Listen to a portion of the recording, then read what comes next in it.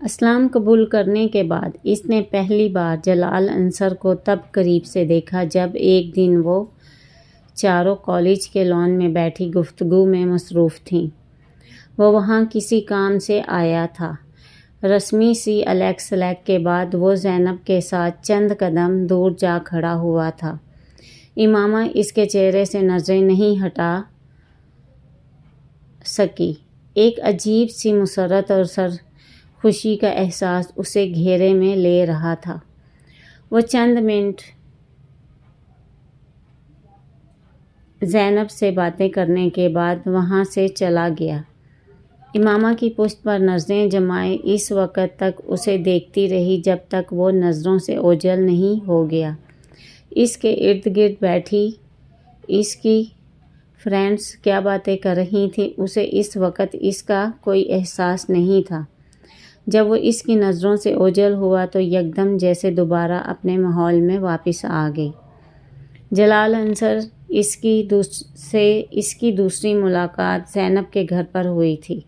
اس دن وہ کالج سے واپسی پر زینب کے ساتھ اس کے گھر آئی تھی۔ زینب کچھ دنوں سے ان سب کو اپنے یہاں آنے کے لیے کہہ رہی تھی۔ باقی سب نے کوئی نہ کوئی بہانہ بنا دیا مگر امامہ اس دن اس کے ساتھ اس کے گھر چلی آئی۔ اس کے گھر آ کر اسے عجیب سے سکون کا احساس ہوا تھا۔ شاید اس احساس کی وجہ جلال انصر کی اس گھر سے نسبت تھی۔ وہ ڈرائنگ روم میں بیٹھی ہوئی تھی اور زینب چائے تیار کرنے کے لیے کچن میں گئی تھی۔ جب جلال ڈرائنگ روم میں داخل ہوا، امامہ کو وہاں دیکھ کر کچھ چونک سا گیا۔ شاید اسے امامہ کو وہاں دیکھنے کی توقع نہیں تھی۔ السلام علیکم، کیا حال ہے آپ کا؟ جلال نے شاید اس طرح بے دھڑک اندر داخل ہونے پر اپنی جھمک مٹانے کے لیے کہا۔ امامہ نے رنگ بدلتے چہرے کے ساتھ اس کا جواب دیا۔ زینب کے ساتھ آئی ہیں آپ؟ اس نے پوچھا۔ جی۔ زینب کہاں ہے؟ میں دراصل اس کو ڈھونڈتے ہوئے یہاں آ گیا۔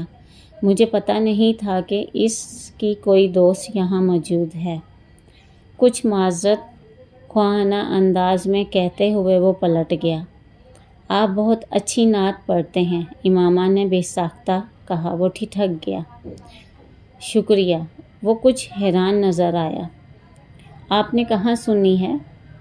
ایک دن میں نے زینب کو فون کیا تھا، جب تک فون ہولڈ رہا مجھے آپ کی آواز آتی رہی۔ پھر زینب سے آپ کے بارے میں پتہ چلا۔ میں اس نعتیہ مقابلے میں بھی گئی تھی جہاں آپ نے وہ نعت پڑھی تھی، وہ بے اختیار کہتی چلی گئی۔ جلال انصر کی سمجھ میں نہیں آیا وہ حیران ہو یا خوش۔ بہت اچھی تو نہیں، بس پڑھ لیتا ہوں۔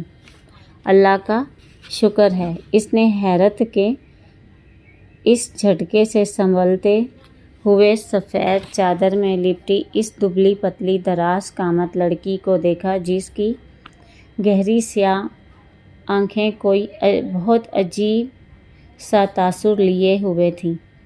اپنی آواز کی تعریف وہ بہت سوں سے سن چکا تھا مگر اس وقت اس لڑکی کی تعریف اس کے لیے قدرے غیر معمولی تھی، اور جس انداز میں اس نے یہ کہا تھا وہ اس سے بھی زیادہ عجیب۔ اور پھر ایک ایسی لڑکی سے گفتگو جس سے وہ صرف چہرے کی حد تک واقف تھا۔ امامہ ایک عجیب سی مسرت کے عالم میں وہاں بیٹھی ہوئی تھی۔ اسے یقین نہیں آ رہا تھا کہ اس نے جلال انصر سے بات کی تھی، اپنے سامنے خود سے اتنے قریب۔ وہ ڈرائنگ روم کے دروازے سے کچھ آگے کا کارپیٹ پر اس جگہ کو دیکھتی رہی جہاں وہ کچھ دیر پہلے کھڑا تھا۔ تصور کی آنکھوں سے وہ اسے ابھی بھی وہیں دیکھ رہی تھی۔